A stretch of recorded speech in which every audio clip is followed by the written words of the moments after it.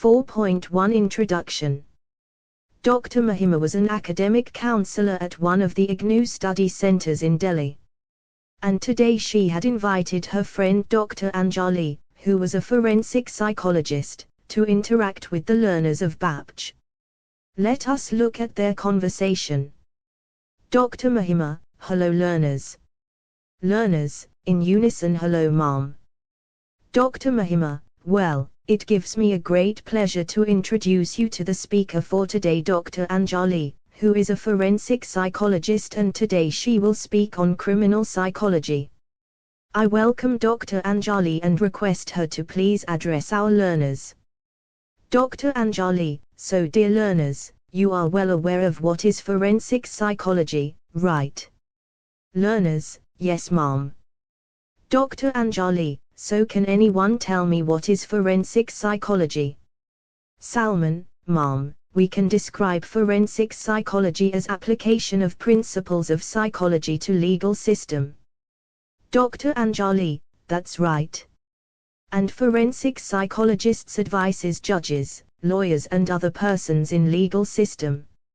Sonia: learner: yes ma'am. We read about the roles and functions of a forensic psychologist in our course material of BPCE 142.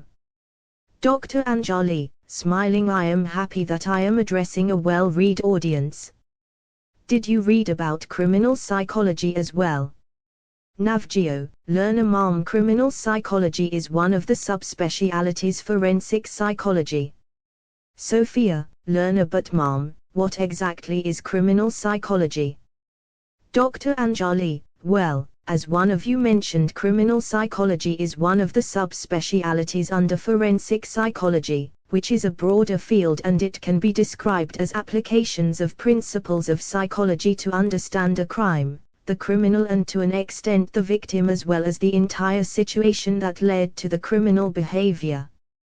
Kiran: learner: but ma'am, how it is different from forensic psychology?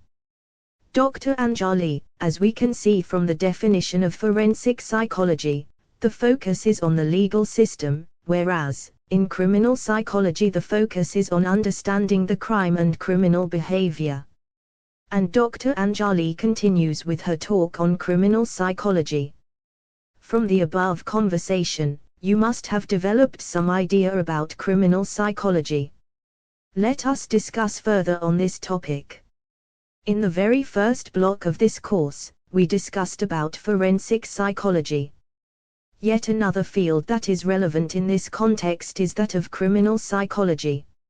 In the present unit, we will be dealing with criminal psychology from various perspectives.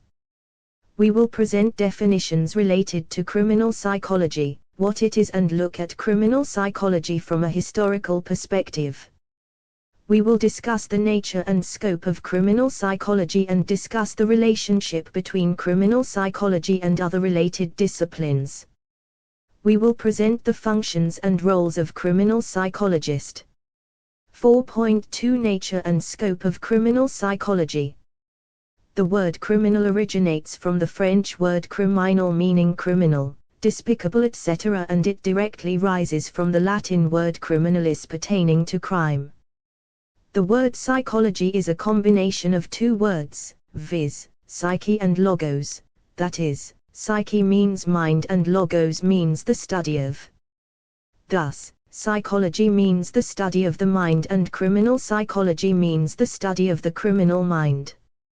This study of the mind of the criminals goes beyond studying the committing of a crime by an individual, that is, this study includes also the reactions after the crime, the escape of the person who commits the crime and his forward/her behaviors in the court, etc. Criminal psychology can be described as a branch of applied psychology that focuses on determination of the criminal's reasons for committing a crime. It can also be described as a study of thoughts, intentions, reactions and wills of a criminal so as to ascertain why the crime was committed. The legal dictionary defines criminal psychology as a study of will, intention, thoughts, feelings and reactions of criminals and those who engage in criminal behavior. Criminal psychology to a greater extent derives its scientific methods and rigors from that anthropology.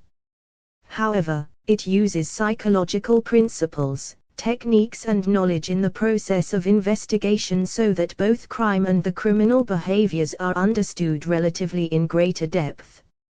Criminal psychology thus helps the police and other investigating agencies by applying psychological principles in understanding a crime, the criminal and to an extent the victim as well as the entire situation that led to the criminal behavior. In the investigation, the focus is more often on the criminal, that is, the offenders. Historically, explanations for crime as to why it occurs and explanations for criminal behaviors can be obtained somewhere in the early 20th century when psychologists offered psychological explanations for criminal behaviors and also speculated about the various causes that could be related to crime and criminal and deviant behaviors. In the beginning, criminal psychology was more theoretical in nature, though in later years it became more clinical with attempts made to measure the many personality characteristics and the mental capacities of the offenders. As far as 1919, Harry H. Goddard, a distinguished psychologist who studied causation of crime, stated that the greatest single cause of delinquency and crime is the low-grade mentality. Similar views had been expressed by William Healy, Charles Goring and Lombroso, who stated that a person is born with criminal traits, and in many cases, defective intelligence was one of the important constitutional factors in the causation of crime. This kind of thinking led to theories such as the ones given below, I, the mental defective, that is, a type of born criminal. 2. Feeble-mindedness is a heredity unit character following Mendel's law. 3. The feeble-minded characteristically commit crimes in the absence of inhibiting social factors and they lack the capacity to grasp what is right and what is wrong. 4. The feeble-minded cannot foresee the consequences of their actions and thus indulge in crimes, getting apprehended and also incarcerated depending on the severity of the crime committed. V. The feeble-minded are suggestible and respond to criminal leadership of brighter individuals. 6. If reared in families and neighborhoods where they are constantly getting associated with delinquents as examples, feeble-minded persons also follow them and take to delinquency. Many explanations in the form of biological, social and familial, have thus been advanced as contributing to criminal behavior. Until 1930s or thereabout, experts continued to hold the view that mental deficiency, delinquency and dependency were related phenomena. Psychologists such as Herbert Goddard pointed out repeatedly that most juvenile and adult offenders were mentally deficient, which led to the thinking that crime and criminal behavior were due to mental deficiency or intellectual limitation. Persons with such intellectual limitation were considered morally less capable in adapting themselves to the requirements of the society, and thus tend to make use of primitive methods, such as indulging in crimes, to meet their needs.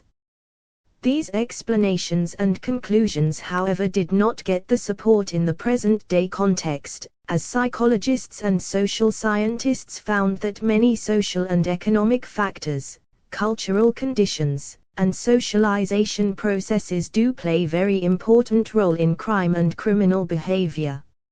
In the 1940s, an important technique to identify criminals emerged, that is, criminal profiling.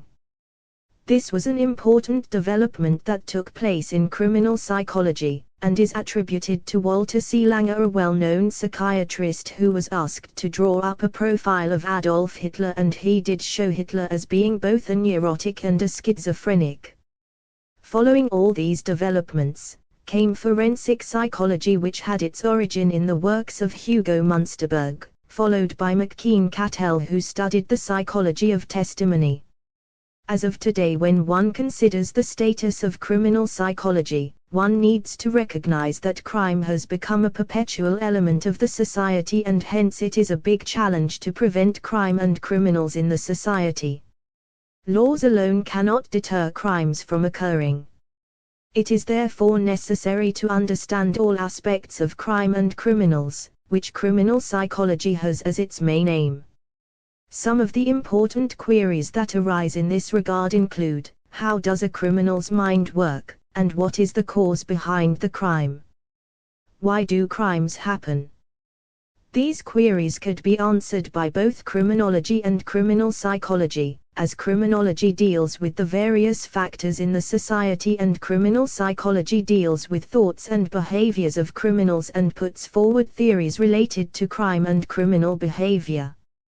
As is well known, one of the important challenges for any society is to prevent crimes that destroy the peace of people.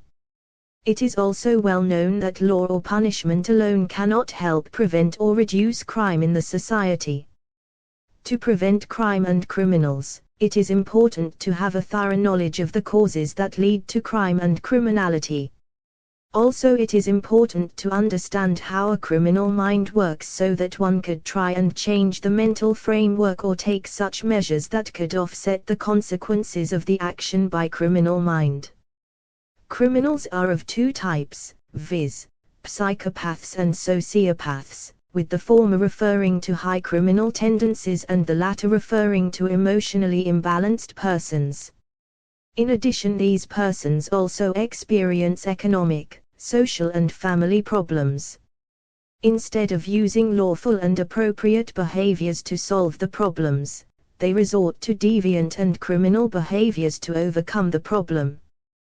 To deal with all the concerned issues, knowledge of both criminology and psychology is important.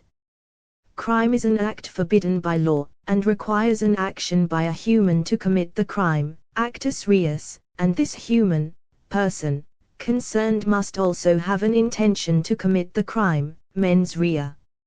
Such crimes violate the rights of the people and affects the society, creating a sense of distrust and fear among people and in the environment. Hence, to understand crime, many aspects have to be considered, for which disciplines such as psychology, sociology, criminology, criminal psychology etc. are required, which can provide understanding of the criminal behaviors in depth. In this context, taking up criminal psychology, which is, as pointed out earlier, a branch of applied psychology, applies knowledge and principles of psychology to understanding crime and criminal behavior in terms of why, how and where it takes place and whether such crimes could be prevented, reduced and eliminated from the society.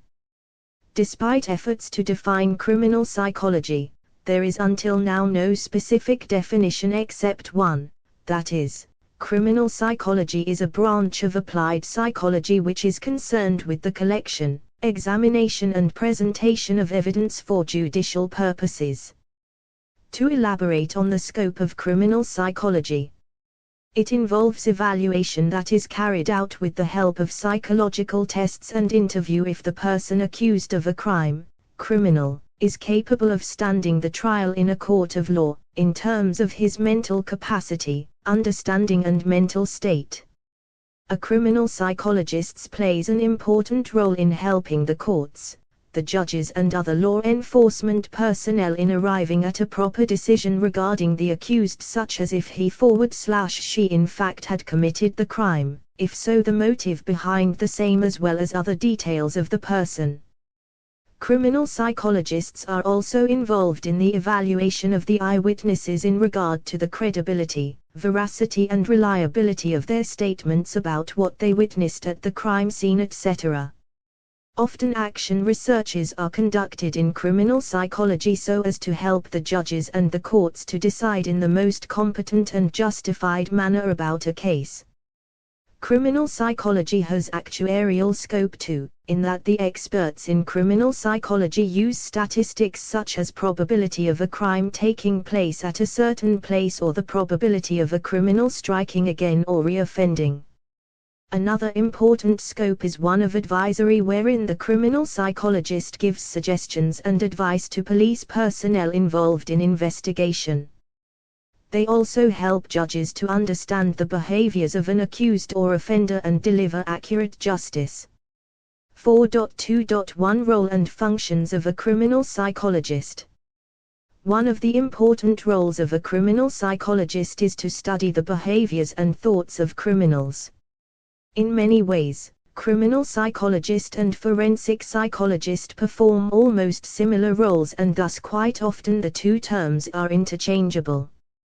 Criminal psychologists study the various causes that lead people to commit crime. They assess criminals and evaluate them in order to determine recidivism, that is, whether the person concerned will indulge in crime once again, and also evaluate as to their behaviors and actions after having committed the crime. Criminal psychologists also provide expert testimony in the court. They are involved in criminal profiling, which, as mentioned earlier in the section on historical perspective, started in the 1940s with Langer making the first such profile, and that too of Adolf Hitler.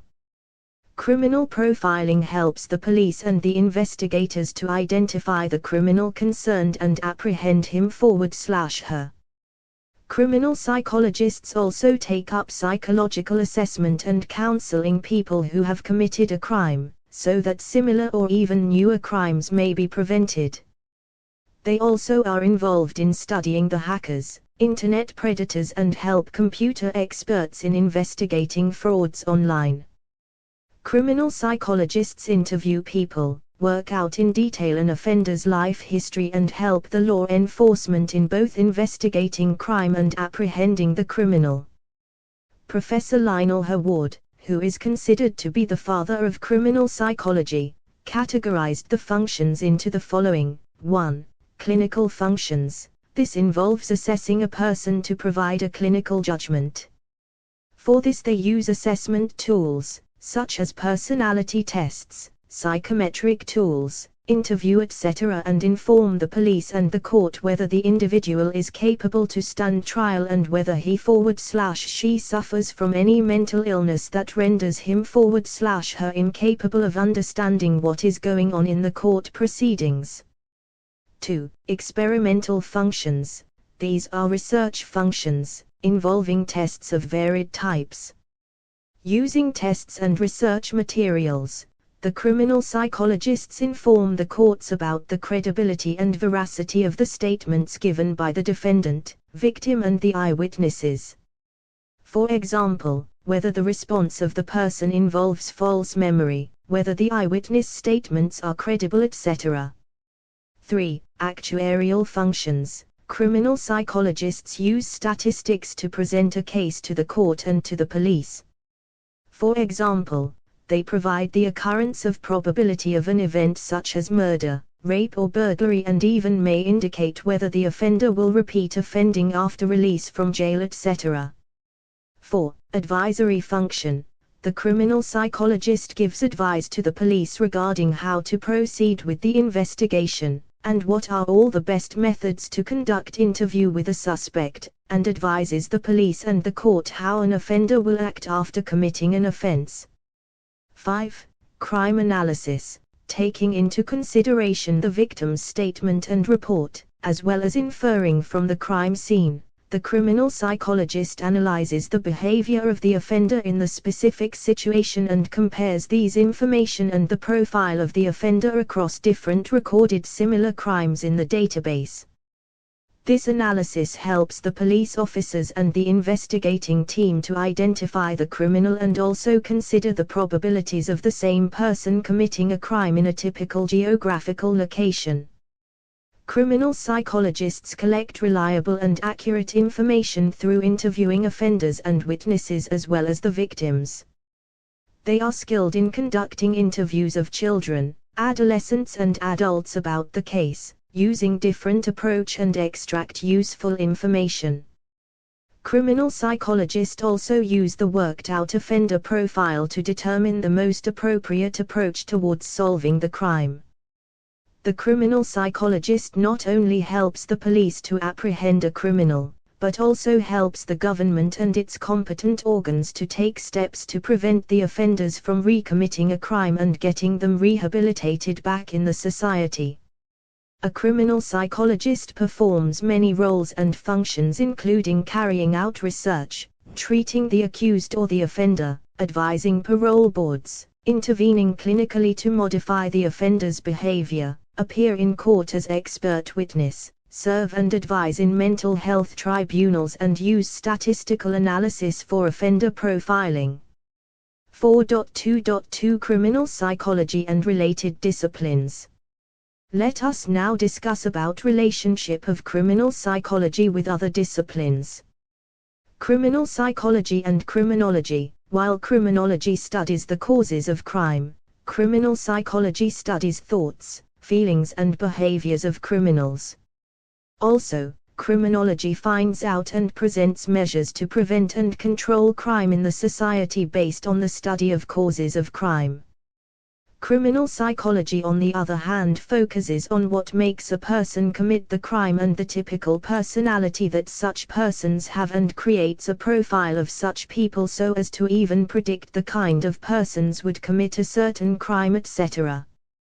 While criminology is a multidisciplinary subject, and its focus is on theories of crime, factors influencing crime, history of crime, control and prevention of crime, etc., the focus of criminal psychology is to interpret psychological tests administered to criminals and others and use theories to explain the criminal behavior. Criminal psychology and police psychology. As for its relationship to police psychology, criminal psychology applies psychological knowledge to police settings and problems. Criminal psychologists are used for evaluating police applicants, educating and training the police officers, as well as evaluating police personnel's job tasks and duties. The criminal psychologists are also used to assess whether the police applicants for different police positions are mentally fit and suited for the job assigned to them, etc. Police psychology is practice of psychology in police settings. It is a clinical endeavor, provided by clinical psychologists in assessment and treatment of prisoners, victims and perpetrators if they suffer from any mental illness. Police psychologists provide research consultations. They apply psychological knowledge and principles to the many problems related to police and the many police settings. Police psychology is involved in recruitment and selection of police personnel, their placement as well as training. They evaluate the job tasks and duties of police personnel to ensure efficiency and effectiveness. They also evaluate the psychological fitness of the police applicants. They also screen out applicants who manifest psychopathology and those who are not fit to be in the police employment. Using psychological tests such as personality tests, situational and projective tests, role play, etc., they select persons who show ideal police characteristics. Criminal psychology and legal psychology. Psychology applied to the legal system is called legal psychology. It studies varied aspects of the legal system, and uses psychology to understand, evaluate, and question the suspects.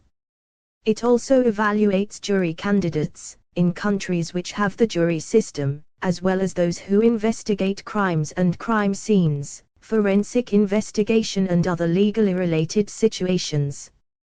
Legal psychology is part of applied psychology and differentiated from criminal psychology. Both these disciplines differ from each other, though both study criminals with different focus. Legal psychology also deal with the improving the legal system through research, etc. While legal psychology uses cognitive and social principles in dealing with the legal system, criminal psychology uses psychological principles and techniques to deal with behaviors of individuals, especially those of criminals. Legal psychology can be seen in advisory roles, academics and research in legal matters. The legal psychologists are involved in trial consulting, policy and guidance in legal aspects based on empirical research, scientific backups and statistics. Legal psychology is used in testifying eyewitnesses. Criminal psychology and investigative psychology. Investigative psychology works with police to assist them in finding out from analyzing the crime scene, what type of crime has been committed and what type of criminal is the offender who has committed the crime. It is concerned with all types of criminality dealt with by the police, including arson, burglary, murder as well as terrorism. Investigative psychology is a relatively newer discipline and is a part of applied psychology. It focuses on understanding and conducts profiling of criminals. This branch helps in providing assistance in investigating a crime, and presents important evidences which are presented in a court of law during trial. The main objective of this branch of psychology is to assist in solving crimes. Investigative psychology should not be confused with forensic psychology. It mainly handles criminal profiling, which is a tool that helps the police and other law enforcement personnel to profile the offenders and predict criminal behavior.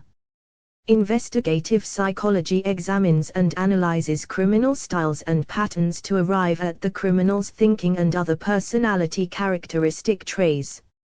In addition, investigative psychology also handles interviews with the victims of crime, comprehensively analyzes the legal and investigative processes and decisions. It uses various aspects of psychology in all areas of both criminal and civil investigations. Criminal psychology and clinical psychology. Clinical psychology deals with assessment, diagnosis and treatment of behavior and emotional problems in a broad spectrum of people. In clinical psychology, persons with mental health problems are tested, the test results are interpreted, diagnosis of the problems are arrived at and plans for treating the problems are worked out in detail and administered to patients to render the persons asymptomatic. Criminal psychology too requires knowledge and training in clinical psychology so as to administer the required tests, interpret the same and arrive at the understanding of the crime that has been committed and also of the individual who has committed the crime. Criminal psychology thus uses clinical psychology and psychological knowledge in dealing with the legal system and issues related to crime and criminals. While a clinical psychologist may be an advocate for his/her clients/patients, a forensic psychologist/criminal psychologist works generally for an attorney, judge and any other legal authority. While forensic psychology and criminal psychology requires a strong clinical psychology knowledge and discipline, clinical psychology does not require background in forensic psychology. 4.3 Difference between forensic and criminal psychology. In the very first unit of this course, we discussed about forensic psychology. In this section of the unit, we will explain the difference between forensic and criminal psychology. The terms forensic psychology and criminal psychology are often used interchangeably. Though there are differences between the both, as such criminal psychology can be termed as one of the subspecialties under forensic psychology. Forensic psychology deals with work related to prisons, victims of crime, witnesses to the crime, and handles counseling of at-risk youths. Forensic psychology also assists lawyers and advocates, as well as the law enforcement in regard criminal investigation. Forensic psychologists render an opinion as to whether an individual is competent to stand trial, whether the person is capable and competent to continue with the legal proceedings in the court of law. Thus, forensic psychology mainly focuses in the association between psychology and law. Forensic psychology deals with work related to prisons, victims of crime, witnesses to the crime, and handles counseling of at-risk youths. A forensic psychologist does not evaluate criminals. He/she focuses on cases related to both criminal and civil law. He/she assists lawyers and advocates, as well as the law enforcement in regard criminal investigation. Render an opinion as to whether an individual is competent to stand trial, whether the person is capable and competent to continue with the legal proceedings in the court of law. A forensic psychologist also renders opinion as to whether an individual is competent to stand trial, whether the person is capable and competent to continue with the legal proceedings in the court of law. Criminal psychology uses the psychological expertise in evaluating criminals, whereas forensic psychology does not evaluate criminals. Furthermore, criminal psychology focuses on criminal behavior, whereas forensic psychology focuses on cases related to both criminal and civil law. Thus, the focus of criminal psychology is on crime and criminal behavior. A criminal psychologist could look into the history, past experiences of the criminal, in order to ascertain his/her behavior. Various factors related to the crime are also analyzed.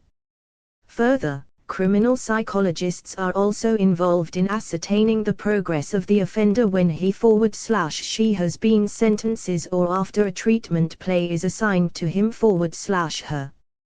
A criminal psychologist uses psychological expertise in evaluating criminals. He/she may also conduct studies using psychological tools focusing on the causes of criminal behavior. A criminal psychologist is also involved in devising psychological tests that could tap the criminal traits and tendencies in individuals. He/she helps in policy decisions regarding prevention of crime in society and may present number of measures, tools and techniques to prevent crime and criminal behaviors. Forensic psychologists work with judges and lawyers. They may also serve as legal consultants and could be involved in assessment of competency to stand trial and assessment of the mental health of the criminal. The focus of forensic psychology is also on investigation of crime and processes related to the judiciary. Whereas, a criminal psychologist is mainly involved in the assessment and treatment of the offender. To summarize, the difference between forensic psychology and criminal psychology: forensic psychology involves analysis of the effect that the crime has on the victims and also on the mental status of the offender. Criminal psychology, on the other hand, involves determination of the reason why the criminal may have committed the crime. 4.4 Let us sum up. To sum up, the present unit focused on the field of criminal psychology. Criminal psychology is one of the subspecialties under forensic psychology.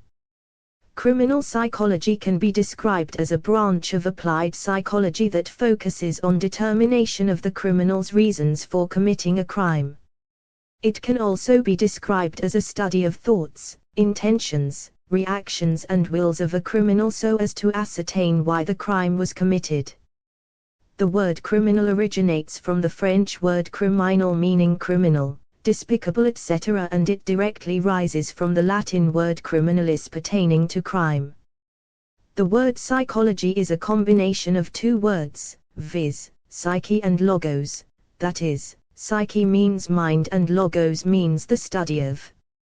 Thus, psychology means the study of the mind and criminal psychology means the study of the criminal mind. The unit mainly focused on the nature and scope of criminal psychology.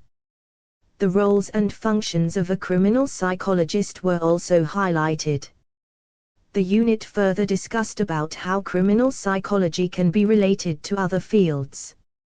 Difference between forensic psychology and criminal psychology was also discussed, where it was mentioned that forensic psychology involves analysis of the effect that the crime has on the victims and also on the mental status of the offender.